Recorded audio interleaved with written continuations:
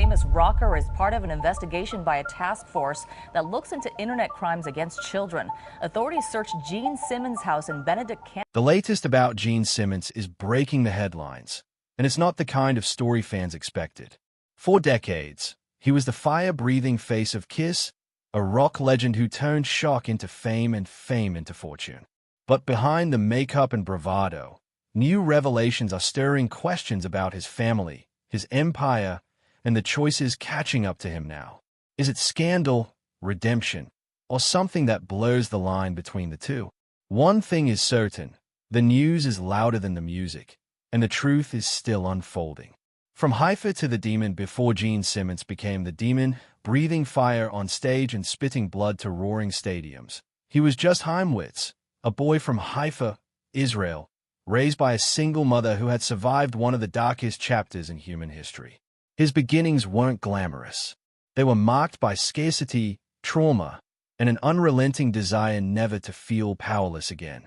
That drive would shape the persona he later created, one that became as much armor as it was entertainment.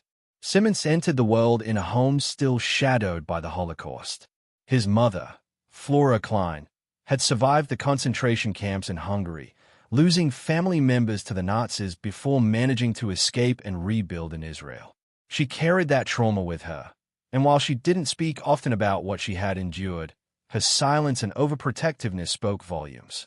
Chaim grew up in an environment where survival was not an abstract concept but a daily lesson. By the mid-1950s, his parents had separated. His father stayed behind in Israel while Flora raised Chaim alone, working long hours in factories. At times, their meals consisted only of bread and milk. The boy who would one day command arenas was, in those years, just another hungry child finding ways to get by.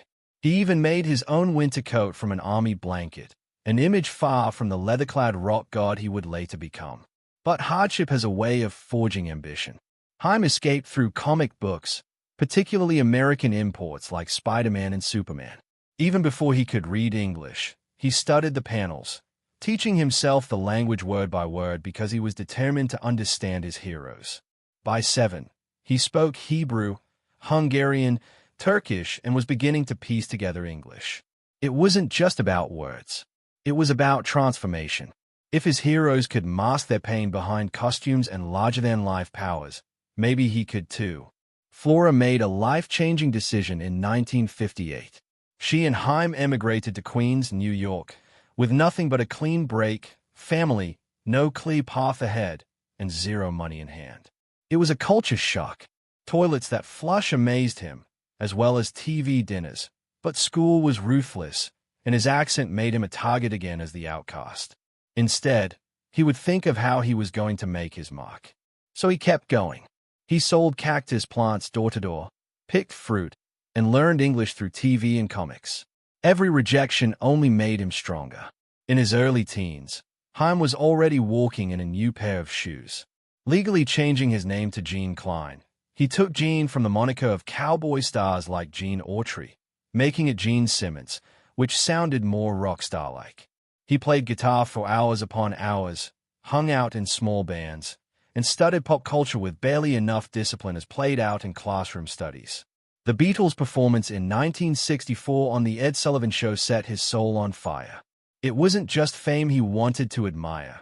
It was the kind he wanted to claim for himself. These odd jobs, where he worked at butcher shops, delis, and later as a teacher in Spanish Harlem, were all things Simmons did to save money while secretly plotting his true career. No drinking, no illegal substances. He kept his eyes open and watched as others fell off. His crystal-clear vision merged into his personality, always poised, always calculated. When Simmons began working with Paul Stanley to hammer out the basics of Kiss, those early teachings found full expression. He wouldn't settle for being just another musician. He wanted to be a legend, untouchable, larger than life.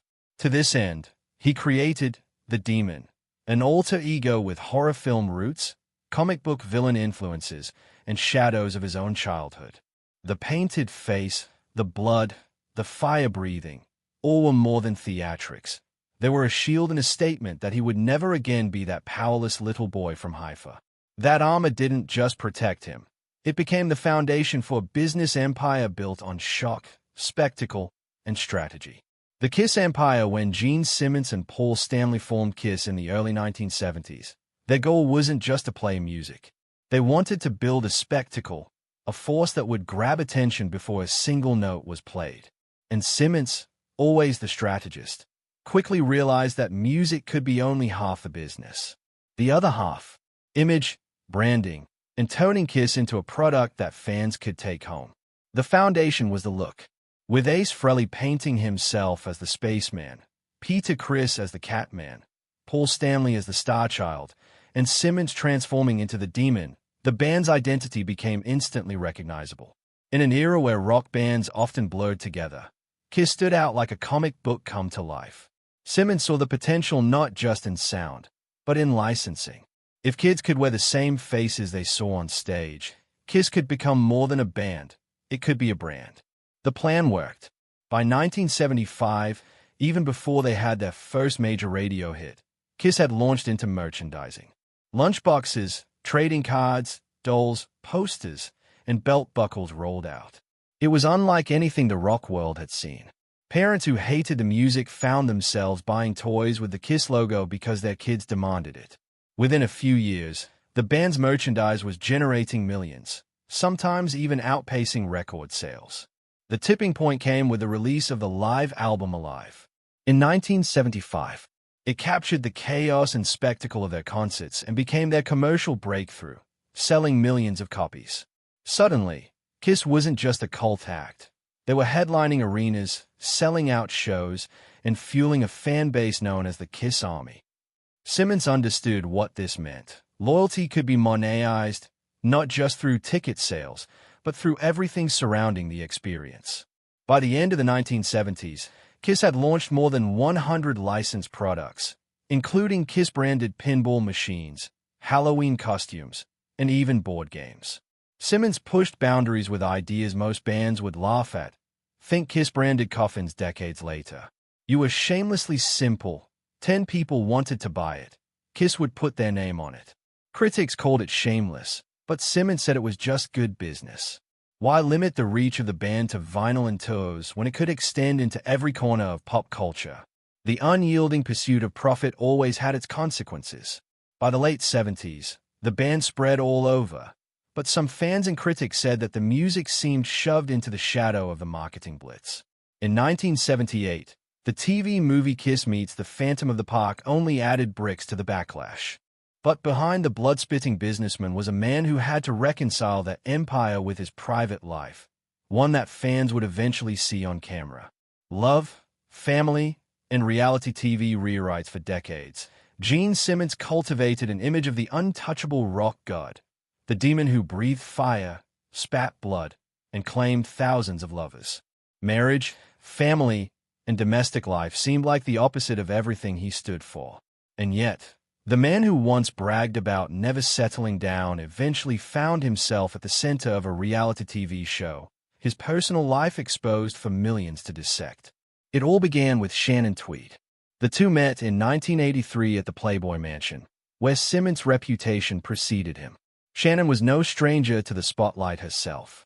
As a former Playboy Playmate of the Year and rising actress, she knew how the Hollywood game worked. Still, their relationship surprised many. Gene was open about his refusal to marry, citing his parents' divorce and his distrust of permanence. Shannon, however, was patient, though that patience would be tested repeatedly across nearly 3 decades. Through the late 1980s and 1990s, Shannon and Gene built a family together. Their son, Nick, was born in 1989, followed by their daughter, Sophie, in 1992. Despite his refusal to put a ring on Shannon's finger, Gene embraced fatherhood in his own unconventional way. He remained proud of being sober, never touching illegal substances or alcohol, and pointed to that as a saving grace. For all his rockstar excesses with women, he claimed he wanted to be present for his children. But the contradictions in Gene's life became impossible to ignore when Gene Simmons' Family Jewels premiered on A&E in 2006. For the first time, fans and critics alike saw the demon stripped of his armor.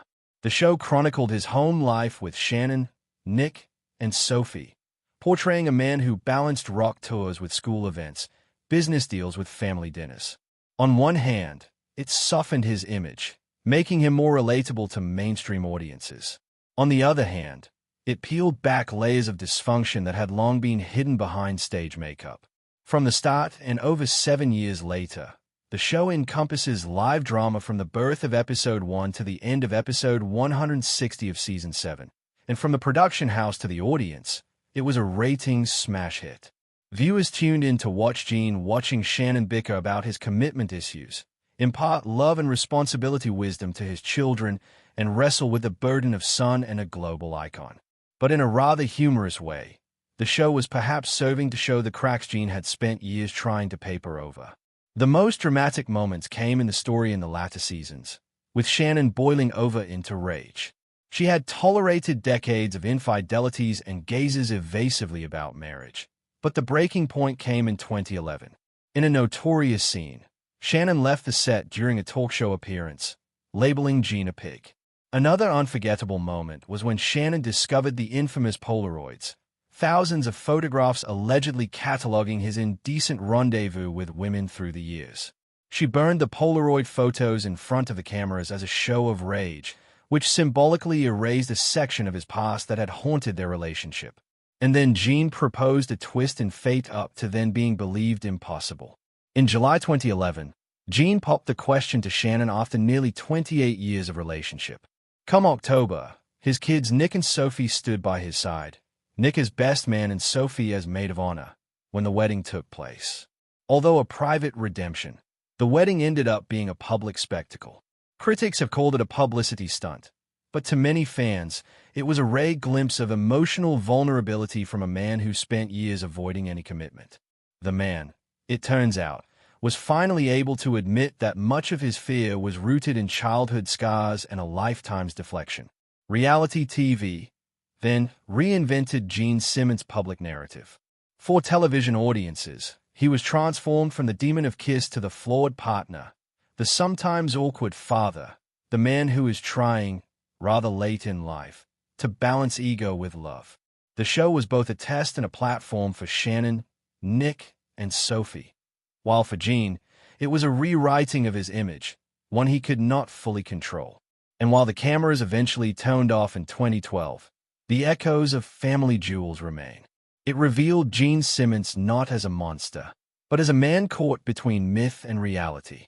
Yet even with his softer side exposed, controversy was never far behind, reminding the world that the demon's shadow could still cause chaos. When fame bites back for most of his career, Gene Simmons thrived on controversy. He leaned into the villain role, the demon, the egotistical businessman, the unapologetic womanizer. In the 1970s, it worked. Headlines about his excess only fueled the mystique of Kiss. But by the 2000s, culture had shifted. What once looked like rock and roll bravado was now being scrutinized under a harsher light. Simmons, never one to hold back, found himself facing lawsuits, scandals, and PR nightmares that chipped away at the empire he'd built. One of the earliest flashpoints came in 2010, when ESPN makeup artist Victoria Jackson accused Simmons of inappropriate behavior during a SportsCenter appearance. She claimed he hugged and pressed against her while in costume. Simmons dismissed the charge as absurd, even filing a countersuit that argued his metal codpiece made such contact impossible. The case was quietly settled, but it set the tone. His brand of shock no longer played the same way offstage. In the years that followed, more allegations surfaced. In 2016, a dishwasher at one of his Rock and Brews restaurants accused him of groping her. A similar claim came in 2017. Both cases were resolved privately, but they suggested a pattern Simmons had long shrugged off as misunderstandings. He insisted people were misinterpreting his humor or twisting his blunt personality into misconduct. Still, the lawsuits left behind smoke, even when no fire was proven. PR disasters weren't confined to the courtroom. Simmons' unfiltered mouth often landed him in trouble. In 2017, he tried to trademark the famous devil horns hand gesture, insisting he invented it in 1974. The move outraged the metal community. Fans pointed out that John Lennon and Ronnie James Dio had used it decades earlier. Simmons withdrew the filing within days, but the damage stuck. He looked greedy, tone-deaf, desperate to monetize even a cultural symbol. Fox News, which became notorious that same year, banned Simmons for barging into meetings, pulling his pants down to show off his scars, and making some really bad and crude jokes regarding Michael Jackson while he was there promoting some new Kiss project. In just a couple of hours thereafter, Fox declared him lifetime banned. This time, antics overshadowed the empire once again. Without lawsuits, Simmons was bound for the wrong while giving away the headlines in any year. In 2024, while a guest on the Dancing with the Stars show, he made comments regarding female dancers that viewers perceived as creepy. No discussion on choreography, or was on how they looked, jokingly that one contestant had fogged up my glasses. Social media erupted, naming him the gross uncle of rock. Rather than apologize, Simmons doubled down in interviews, insisting he stood by his words. The flashpoints everyone's arguing about even after 50 years in the spotlight, Gene Simmons shows no sign of slowing down or dodging controversy. The years 2024-2025 have been especially volatile, reigniting debates about his ego, his judgment, and whether the man behind the demon still knows when to step aside. The first flashpoint came in October 2024 on Dancing with the Stars. Fans expected cheeky banter, but instead Simmons made personal remarks about female contestants, quipping that one dancer had fogged up his glasses. Social media exploded, branding him the creepy uncle of rock. What might have slid decades earlier now hits differently. Rather than apologize, Simmons doubled down, insisting he stood by every word. Supporters praised his bluntness. Critics saw him as out of touch. If October tested his commentary, April 2025 tested his business instincts. Simmons unveiled the ultimate Gene Simmons experience, a $12,495 fan package, before tickets. Buyers could roadie for a day, help with sound check, eat backstage, receive a signed bass, and be introduced on stage. Critics slammed it as shameless profiteering during hard economic times, with blogs dubbing it the most tone-deaf package in rock. Fans debated whether it was exploitation or pure rock capitalism. The packages are still sold out, with some attendees calling it priceless. The divide between devotion and outrage grew sharper. That title brought perhaps the most polarizing of all, Simmons and Kiss receiving Kennedy Center honors from President Donald Trump in August 2025. It blew fans away, particularly those who remembered Simmons' sharp comments after January 6th, when he compared Trump's rise to cockroaches crawling from walls. The award seemed hypocritical, taking it from Trump, and the social media was flooded by memes comparing past criticisms with that shining photo op. Simmons chose not to comment and let silence do the talking, but silence only served to fuel speculations that his business outweighed convictions. The year also peeled the few cracks in his solo career. Several shows were canceled in March 2025, owing to ticket sales coming in less than expected. Taking over premium seats of more than $500, critics said fans had reached the limit. For them, the cancellations marked the beginning of the end, proof that Simmons' reputation for squeezing his brand had finally outlived fan loyalty. Simmons shrugged off the accusation, saying that old-fashioned shows were easier without a full Kiss setup. His confidence or arrogance just sparked more debate. However, every occasion was not a matter of spectacle. It was here that Simmons broke down into tears in embarrassment while being interviewed by CBS Mornings in July 2025, just after the death of Ozzy Osbourne. Simmons remembered Kiss opening for Black Sabbath in the 70s, calling Ozzy a genuine, egoless soul. For a man who has been famous for bravado, the tears stunned fans. It was a brief glimpse into vulnerability overshadowed, but not erased, by the firestorms of the year. Even from their earlier positions, these flashpoints are grouped here to reveal the contradiction in Gene Simmons. Loved and hated, popular and resented. He would survive for many decades feeding on the spectacle. But in 2024 and 2025, it was not unusual for that spectacle to spill off stage. And punters were left asking, is he really still in charge of himself, or has controversy come to master him?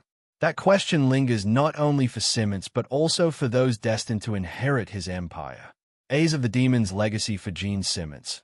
Life has always been bigger than music. It's been about empire. But as the decades roll on, one question looms. What happens when the Demon finally takes off the boots for good? The story of his A's, his hits, and the shadow of the Kiss brand reveals a legacy equal parts triumph and burden. Gene's children, Nick and Sophie, grew up in the glare of fame but not always in the glow of approval. Nick, born in 1989, set out to carve his own path as a comic book creator. His 2010 release Incarnate was meant to launch a career, but plagiarism accusations linked its panels directly to the Japanese manga Bleach. The backlash was swift. The publisher pulled the book, and though Nick insisted it was an homage, the scandal stuck. Gene defended his son, but the episode proved the Simmons name carried both privilege and weight. Sophie, born in 1992, chose a different road. Rather than fight the family name, she leaned into it while shaping her own identity. She pursued singing and television, appearing on X Factor, before building a career in body positivity modeling and advocacy. Unlike her father, Sophie spoke openly about insecurities, using vulnerability as a counterpoint to Gene's bravado. In interviews, she often described herself as "my father's daughter," but not his reflection, a reminder that living under the Kiss shadow meant navigating, not escaping it. Then there's Shannon Tweed, Gene's wife since 2011. Though not an heir in the traditional sense, she has long been the stabilizer behind the chaos. Her fiery presence on Gene Simmons' Family Jewels helped rebrand the rock star as a family man, even as old scandals surfaced. Fans credit her with humanizing him, giving the Simmons empire a personal foundation, not just a financial one. If Simmons has anybody to call his true heir, it is the brand itself. Kiss has, from the start, been much more than a band. It represents a business model, an imprint on the culture that defies definition from lunchboxes to coffins. Over 5,000 licensed products carry that logo, and the band has sold over 100 million albums worldwide. More than $1 billion in sales have been raked in on merchandise alone.